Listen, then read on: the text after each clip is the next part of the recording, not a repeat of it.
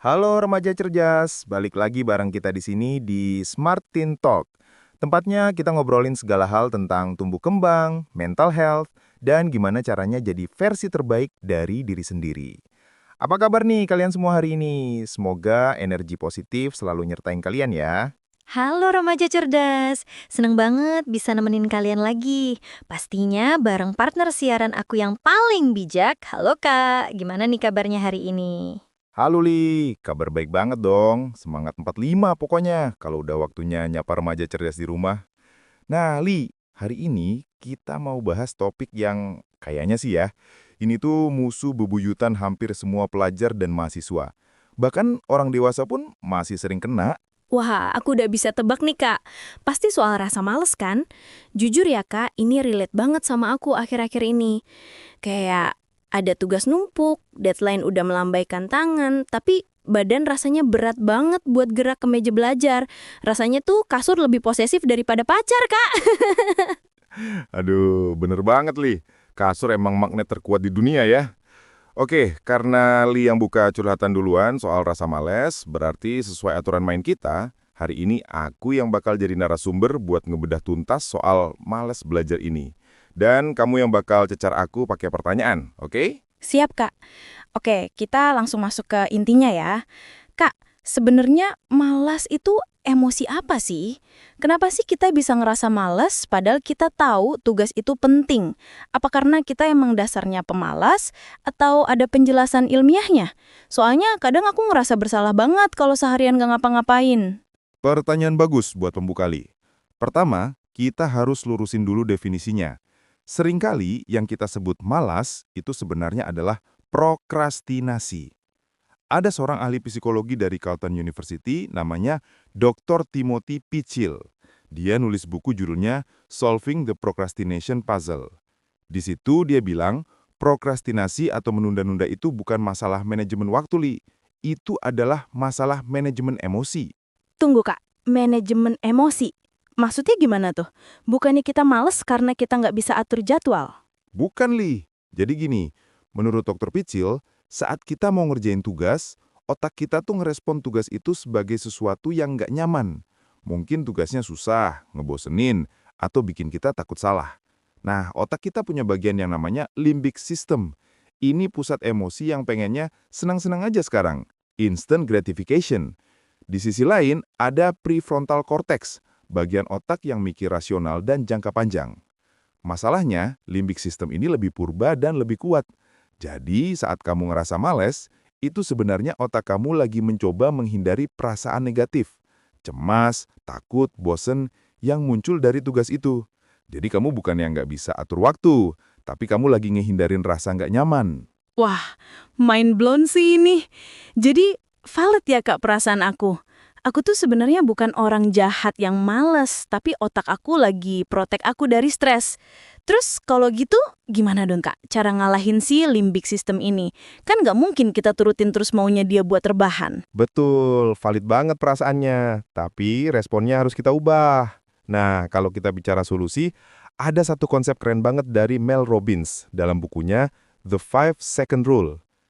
Lee pernah dengan istilah activation energy dalam kimia? Pernah dong, itu energi minimal yang diperluin buat memulai reaksi kimia kan? Tepat sekali. Nah, Mel Robbins pakai analogi itu. Memulai belajar itu butuh energi aktivasi yang gede banget. Otak kita didesain buat ngerem kita dari melakukan hal-hal yang menakutkan atau susah. Mel Robbins bilang, kita cuma punya jendela waktu sekitar 5 detik sebelum otak kita ngebajak niat kita dengan alasan-alasan buat nunda. Jadi, triknya adalah, begitu kamu ingat harus belajar, kamu hitung mundur 5, 4, 3, 2, 1. Terus langsung gerak, jangan mikir. Sesimpel itu kah? Cuma hitung mundur? Emang ngefek? Kedengarannya receh ya, Li. Tapi ini neuroscience. Saat kamu hitung mundur 5, 4, 3, 2, 1, kamu secara manual mengaktifkan prefrontal cortex kamu, si bagian otak cerdas tadi. Kamu ngematiin autopilot otak yang pengennya males-malesan. Ini namanya metacognition. Mel Robbins nemuin ini pas dia lagi depresi berat dan susah bangun dari tempat tidur. Dia lihat roket NASA meluncur hitung mundur, dia tiru dan berhasil bangun. Jadi pas Li lagi main HP, terus ingat ada tugas, jangan bilang, nanti deh 5 menit lagi. Tapi langsung 5, 4, 3, 2, 1, taruh HP, buka buku. Oke, the 5-second rule. Aku catat ini. Tapi Kak, kadang masalahnya bukan cuma di memulai. Kadang aku udah duduk nih, udah buka laptop, tapi terus bingung mau ngapain. Atau ngerasa tugasnya gede banget, sampai aku overwhelmed, dan akhirnya ya balik lagi scroll TikTok. Itu gimana ngatasinnya? Nah, itu klasik banget. Rasa overwhelm atau kewalahan itu muncul karena kita ngelihat tugas sebagai gunung raksasa. Di sini, kita butuh strategi dari James Clear, penulis buku bestseller Atomic Habits. Li, James Clear ngenalin konsep yang namanya The 2-Minute Rule atau aturan 2 menit. Aturan 2 menit? Maksudnya kita cuma belajar 2 menit doang? Mana sempat kelar tugasnya, Kak? Bukan gitu konsepnya, Li. Tujuannya bukan nyelesain tugas dalam 2 menit, tapi membangun kebiasaan hadir. James Clear bilang, make it easy. Buatlah kebiasaan baru itu semudah mungkin sampai mustahil buat kamu tolak. Kalau target kamu harus belajar matematika 2 jam, otak kamu bakal nolak duluan karena berat. Tapi ubah targetnya jadi, aku cuma perlu buka buku matematika dan kerjain 1 soal aja. Itu pasti butuh waktu kurang dari 2 menit kan? Iya sih, kalau cuma buka buku sama 1 soal mah gampang. Nah, kuncinya di situ. Begitu kamu udah mulai, ingat, activation energy tadi, biasanya momentum akan jalan sendiri. James Clear menekankan bahwa habit harus terbentuk dulu sebelum bisa dioptimalkan.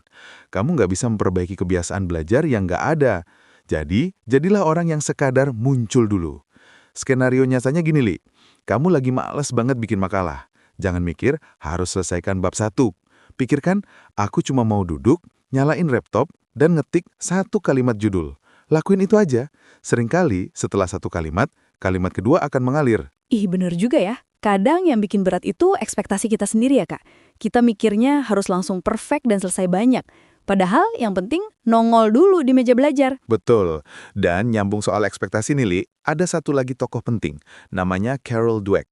Dia psikolog dari Stanford University yang nulis buku Mindset, The New Psychology of Success. Ini pondasi banget buat remaja cerdas. Carol Dweck ngebagi mindset jadi 2, fixed mindset dan growth mindset. Banyak remaja malas belajar karena mereka kejebak di fixed mindset. Fixed mindset itu yang kayak gimana, Kak? Yang ngerasa kalau nggak pinter, ya nggak bakal bisa pinter gitu. Persis. Mereka mikir kecerdasan itu bakat bawaan. Jadi, kalau mereka ketemu pelajaran susah, mereka mikir, gue emang bego di sini, ngapain belajar buang waktu. Ini bahaya banget. Rasa malas di sini sebenarnya adalah rasa takut terbukti tidak mampu. Sedangkan growth mindset itu percaya kalau otak kita kayak otot. Semakin dilatih, semakin kuat. Kalau ketemu soal susah, anak growth mindset bakal mikir, ini bukan karena gue bodoh, tapi karena gue belum bisa. Kalau gue latihan, gue pasti bisa. Kata belum itu powerful banget ya, Kak. Jadi bukan aku nggak bisa, tapi aku belum bisa. Berarti ngatasin malas itu juga soal benerin cara kita ngomong ke diri sendiri ya? Self-talk gitu? 100 buat Li. Self-talk itu ngaruh banget. Kalau kamu bilang, aduh malas banget, ini susah, otak kamu bakal setuju dan stop produksi energi. Coba ganti jadi, oke, ini menantang, tapi aku penasaran bisa selesaikan sampai mana. Wah, daging semua nih isinya, Kak. Jadi tadi kita udah dapat The 5-Second Rule dari Mel Robbins buat mulai, The 2-Minute Rule dari James Clear buat bikin gampang, sama Growth Mindset dari Carol Dweck buat benerin mentalitasnya. Sekarang aku mau tantang Kakak lebih dalam lagi nih. Tadi Kakak kan bilang soal gangguan atau distraksi. Remaja zaman sekarang, termasuk aku, musuh utamanya itu notifikasi HP. Lagi asik belajar, ting, buyar semua. Ada nggak sih tokoh yang bahas spesifik soal fokus ini? Ada dong, Li. Ini jagonya fokus. Namanya Cal Newport. Dia dosen ilmu komputer, jadi dia logis banget. Dia bilang, kemampuan untuk melakukan deep work atau kerja mendalam tanpa distraksi adalah superpower di abad 21. Kenapa? Karena zaman sekarang jarang banget orang bisa fokus penuh lebih dari 15 menit. Ih, bener banget. Aku nonton video 10 menit aja sering di-skip-skip. Terus, kata Om Cal Newport ini, gimana caranya kita bisa deep work di tengah gempuran notif? Salah satu konsep yang diajuin dan bisa digabungin sama teknik lain adalah ritualisasi. Kita nggak bisa ngarepin willpower atau tekad doang buat nahan godaan handphone. Kita butuh sistem. Cal Newport nyaranin kita punya yang namanya jadwal blokir. Misalnya kamu tentuin jam 7 sampai jam 8 malam adalah waktu deep work. Di jam itu, handphone harus mode pesawat atau ditaruh di ruangan lain. Ditaruh di ruangan lain? Wah, ekstrim Kak. Takut ada chat penting. Nah, itu dia fear of missing out atau FOMO. Tapi coba deh pikir, ada nggak chat yang benar-benar darurat nyawa dalam waktu 1 jam itu? Jarang kan? Kau Newport bilang, distraksi itu residu. Kalau kamu cek handphone sebentar aja pas belajar, sisa-sisa perhatian kamu ke chat itu bakal nempel di otak kamu selama 20 menit ke depan. Jadi walau mata kamu balik ke buku, otak kamu masih mikirin chat tadi. Makanya, belajarin jadi nggak masuk-masuk. Terus kamu ngerasa, gue bego nih, terus jadi males deh. Padahal itu karena attention residue. Attention residue. Masuk akal banget. Pantesan kalau belajar sambil bales chat rasanya kayak nggak ada yang nempel. Terus ada lagi nggak Kak teknik teknisnya? Aku pernah dengar Pomodoro. Itu relevan nggak? Relevan banget, Li. Teknik Pomodoro ini dikembangin sama Francesco Cirillo. Ini cocok banget buat yang susah fokus lama. Konsepnya, fokus 25 menit, istirahat 5 menit. Ulangi 4 kali, terus istirahat panjang. Kenapa ini ampuh buat ngalahin males? Karena otak kita lebih gampang nerima perintah fokus 25 menit doang kok, daripada belajar sampai kelar. Oke, sekarang kita masuk ke aplikasi nyata ya Kak. Aku mau kasih skenario nih. Misalnya ada remaja cerdas yang dengerin ini, dia mahasiswa semester awal. Dia punya tugas bikin esai yang deadline-nya 3 hari lagi. Tapi dia lagi burn out, lagi capek banget mentalnya karena masalah organisasi atau masalah di rumah. Dia mau nerapin semua ini tapi energinya bener-bener nol. Rasanya pengen nangis aja kalau lihat laptop. Apa yang harus dia lakuin pertama kali? Pertanyaan yang sangat empatik, Le. Ini situasi yang berat dan nyata. Kalau kondisinya sudah sampai burnout atau ada masalah emosional berat, kita nggak bisa langsung paksa pakai teknik produktivitas keras. Kita harus kembali ke konsep self-compassion atau welas asih pada diri sendiri yang digagas oleh Dr. Kristin Neff dalam bukunya Self-Compassion, The Proven Power of Being Kind to Yourself. Wah, baru dengar nih. Jadi kita harus kasihan sama diri sendiri. Bukan mengasihani dalam artian cengeng ya, tapi memperlakukan diri sendiri seperti kita memperlakukan sahabat yang lagi susah. Kalau sahabatmu lagi capek banget dan nangis, apa kamu bakal bentak dia? Males lo, kerjain tugas sana. Enggak kan? Kamu pasti bilang, istirahat dulu sebentar, tarik nafas, kamu sudah berjuang keras. Jadi, langkah pertamanya, validasi perasaan itu. Oke, aku lagi capek, aku lagi sedih, dan itu wajar. Terima dulu emosinya, jangan dilawan. Menyangkal emosi itu ngabisin energi. Langkah kedua, lakukan micro step pemulihan. Bukan langsung belajar, tapi mungkin tidur 20 menit, atau jalan kaki cari udara segar, atau minum air putih dingin. Reset fisiknya dulu. Langkah ketiga, baru terapkan the 2-minute rule tadi, tapi dengan target super rendah. Bilang ke diri sendiri, aku nggak akan nulis esai bagus hari ini. Aku cuma mau nulis apapun yang ada di kepalaku. Jelek juga nggak apa-apa, selama 5 menit. Seringkali perfeksionisme lah yang bikin kita macet saat burnout. Izinkan diri kamu buat bikin sampah. Izinkan diri kamu buat bikin sampah. Itu liberating banget sih, Kak. Jadi menurunkan standar sementara demi ngejaga kewarasan dan tetap ada progres ya. Betul, karena draft yang buruk itu bisa diedit, Lee. Tapi halaman kosong nggak bisa diedit. Penulis terkenal Ernest Hemingway pernah bilang, "The first draft of anything is shit."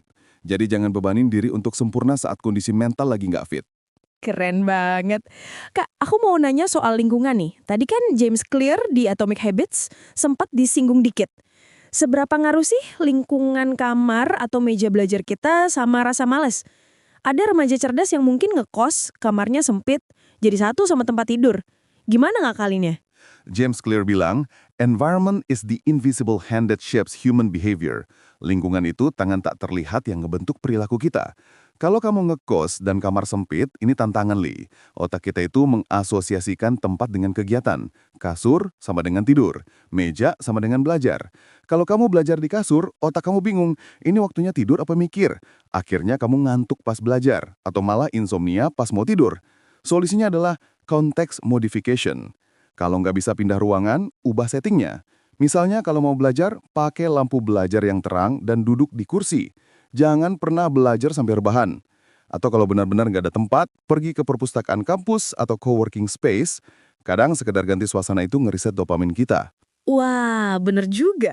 Aku ngerasain sih, kalau ngerjain tugas di kafe atau perpus, rasanya lebih produktif karena ngelihat orang lain juga lagi kerja. Itu namanya apa ya, Kak? Social pressure yang positif ya? Bisa dibilang gitu, istilah psikologinya body doubling. Ini populer banget di komunitas ADHD, tapi efektif buat semua orang. Body doubling itu konsep di mana kita ngerasa lebih mudah nyelesain tugas kalau ada orang lain di dekat kita, walaupun mereka nggak bantuin kita. Kehadiran mereka jadi jangkar yang nahan kita buat nggak meleng. Makanya belajar kelompok yang beneran belajar ya, bukan ngegosip, itu ampuh buat ngalahin males. Body doubling. Istilah baru lagi nih buat remaja cerdas. Jadi kalau lagi malas sendirian, ajak teman, atau bahkan sekarang banyak ya Kak, video study with me di YouTube, itu termasuk body doubling virtual nggak sih? Banget. Itu contoh penerapan teknologi yang positif. Kamu nyalain video study with me yang durasinya 2 jam, kamu ngerasa ada temannya. Itu memanipulasi otak kita biar ngerasa kita lagi berjuang bareng nih. Rasa malas itu seringkali muncul karena kesepian dalam penderitaan, Li. Haha, kalau ngerasa ada temennya, bebannya jadi lebih ringan. Haha, kesepian dalam penderitaan, dalam banget Kak. Oke Kak, kita udah bahas banyak banget dari sisi internal, otak, teknis, metode, sampai lingkungan. Sekarang aku mau bahas soal reward atau penghargaan. Perlu nggak sih kita kasih hadiah ke diri sendiri kalau berhasil nggak males? Atau itu malah bikin manja? Reward itu krusial, Li. Dalam buku The Power of Habit, karya Charles Duhigg, dia jelasin soal habit loop, cue, pemicu, rutin, rutinitas, reward, hadiah. Otak kita itu mesin pencari reward. Kenapa kita suka main game? Karena setiap naik level, dapat reward instan, bunyi koin, level up. Belajar itu rewardnya lama. Lulus, dapat kerja, sukses, makanya otak malas. Jadi, kita harus memalsukan reward jangka pendek itu. Setiap kamu berhasil fokus belajar 25 menit, satu sesi Pomodoro, kasih reward kecil. Bisa makan satu potong coklat, buka Instagram 5 menit, atau regangin badan. Tapi hati-hati, rewardnya jangan yang bikin kebablasan. Jangan reward belajar 25 menit adalah nonton drakor satu episode. Itu mah bunuh diri. Iya bener, niatnya satu episode, taunya maraton sampai subuh. Jadi rewardnya harus yang terkontrol ya Kak. Betul. Dan ada satu lagi konsep menarik dari Angela Duckworth dalam bukunya Grit, The Power of Passion and Perseverance. Dia bahas soal ketangguhan atau grit. Orang yang punya grit itu bukan orang yang nggak pernah ngerasa males, tapi orang yang punya tujuan jangka panjang yang sangat kuat, passion, dan kegigihan, perseverance. Jadi, untuk ngalahin rasa malas yang kronis, remaja cerdas perlu nemuin why-nya mereka. Kenapa sih aku harus capek-capek belajar ini? Kalau alasannya cuma disuruh ortu, itu lemah. Tapi kalau alasannya, aku mau jadi arsitek biar bisa bangun rumah impian buat ibu, itu fuel yang gak habisnya. Find your why. Ini deep banget. Kadang kita lupa tujuan besar karena sibuk sama kemalasan kecil sehari-hari ya. Kak, gimana cara kita nemuin why itu kalau kita sendiri masih bingung mau jadi apa?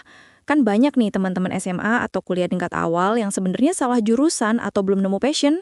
Itu wajar banget.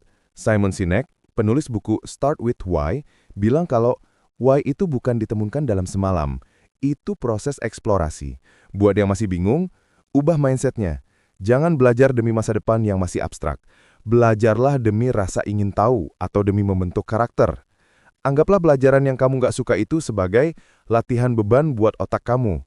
Kamu mungkin nggak akan pakai rumus kalkulus itu nanti pas kerja jadi desainer grafis, tapi proses kamu memecahkan masalah, ketahanan kamu duduk berjam-jam, kedisiplinan kamu ngumpulin tugas, itulah otot mental yang kamu bangun. Jadi, why-nya adalah, aku belajar ini untuk melatih diriku menjadi pribadi yang tangguh dan bertanggung jawab. Itu motivasi yang valid loh. Keren. Jadi belajar itu bukan cuma soal nyerap materi, tapi soal ngebentuk karakter diri kita ya, Kak. Kak, sebelum kita masuk ke kesimpulan, aku mau tanya soal forgiveness. Tadi kan self-compassion udah, tapi gimana kalau kita udah terlanjur males berhari-hari, tugas numpuk parah, dan sekarang kita panik plus benci sama diri sendiri. Kenapa sih gue kemarin males? Gimana cara move on dari penyesalan itu biar bisa mulai kerja lagi? Karena penyesalan itu sendiri bikin males gerakan. Pertanyaan brilian, Li. Penyesalan itu energi negatif yang berat. Dr. Timothy Peitschel yang tadi aku sebut di awal punya riset menarik. Dia nemuin bahwa mahasiswa yang memaafkan diri mereka sendiri karena menunda belajar di ujian pertama justru lebih sedikit menunda di ujian kedua. Sebaliknya, yang menyalahkan diri sendiri abis-abisan malah makin parah nundanya. Kenapa? Karena rasa bersalah itu nambahin stres. Ingat, prokrastinasi adalah cara otak menghindari stres. Kalau kamu nambahin stres dengan rasa bersalah, otak kamu bakal makin pengen lari, makin malas. Jadi tekniknya, 1. Akui. Oke, aku kemarin malas. Aku salah. 2. Maafkan. Itu sudah berlalu. Aku manusia, wajar bikin salah. Marah-marah nggak akan balikin waktu. 3. Fokus ke next action. Apa satu hal kecil yang bisa aku lakukan sekarang? Masa lalu nggak bisa diubah, Li. Kita cuma punya kini dan nanti. Fokuskan energimu ke detik ini. Just turn the page. Just turn the page. Simple tapi ngena. Oke Kak, kita udah ngobrol panjang lebar banget guys. Bisa nggak Kakak rangkum poin-poin utama tadi jadi semacam resep anti males buat remaja cerdas yang dengerin? Biar mereka bisa langsung praktek habis ini. Siap. Ini dia rangkuman resep anti malas ala Smartin Talk. 1. Pahami musuhnya. Malas itu seringkali adalah prokrastinasi, masalah emosi, bukan waktu. Sumber Timothy Peitschel. 2. Mulai tanpa mikir. Gunakan 5-second rule. 5, 4, 3, 2, 1, go. Sumber Mel Robbins. 3. Kecilkan target. Gunakan 2-minute rule. Cukup targetkan muncul dan kerjakan hal termudah dulu. Sumber James Clear atau Atomic Habits. 4. Ubah mindset. Pakai growth mindset. Bilang, aku belum bisa, bukan aku nggak bisa. Sumber Carol Dweck. 5. Kelola fokus. Lakukan deep work dengan menyingkirkan handphone dan pakai teknik Pomodoro. 25 menit kerja, 5 menit istirahat. Sumber Cal Newport dan Francesco Cirillo. 6. Welas asih. Kalau lagi capek mental, pakai self-compassion. Istirahat, jangan menghukum diri sendiri. Lalu mulai lagi pelan-pelan. Sumber Christine Neff. 7. Temukan alasan. Cari why kamu atau jadikan belajar sebagai latihan karakter. Grit atau Simon Sinek. Wah, lengkap banget. Ini sih bukan cuma buat belajar sekolah ya, Kak. Tapi bisa dipakai buat ngerjain skripsi, kerjaan kantor, atau proyek apapun. Makasih banyak ya Kak Gali atas insight-nya yang luar biasa hari ini. Sama-sama, Li. Seneng banget bisa berbagi. Dan buat remaja cerdas di rumah, ingat ya, menjadi rajin itu bukan bakat. Itu skill yang bisa dilatih. Jangan nunggu motivasi datang baru belajar. Tapi belajarlah, maka motivasi akan datang. Setuju banget. Action creates motivation. Oke remaja cerdas, sekian dulu episode Smartin Talk kali ini. Semoga habis dengar ini kalian langsung 5, 4, 3, 2, 1, gerak! Jangan lupa untuk selalu menyayangi diri sendiri dan terus bertumbuh. Sampai jumpa di episode berikutnya. Tetap tangguh, tetap positif. Salam remaja cerdas.